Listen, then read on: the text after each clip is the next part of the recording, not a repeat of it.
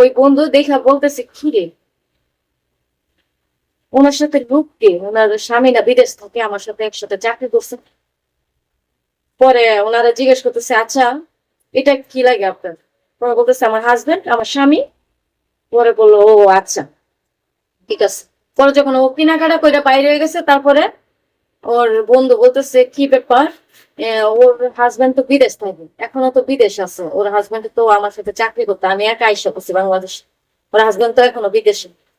পরে ওর হাজবেন্ডের ফোন দিছে ওর বন্ধু, ফোন দিয়া বলতেছে কি রে, তোর বউ তো এরকম এরকম এক ছেলের সাথে উঠা বস করতেছে, পরকিয়া করতেছে, বলতেছে যে হাজবেন্ড লাগে।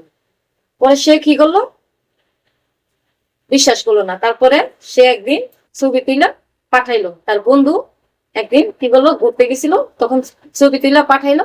পাঠানোর পর সে বিদেশে পাঠানোর পরে সে বিশ্বাস করছে, বিশ্বাস করার পরে সে বিদেশ থেকে আইসা করছে।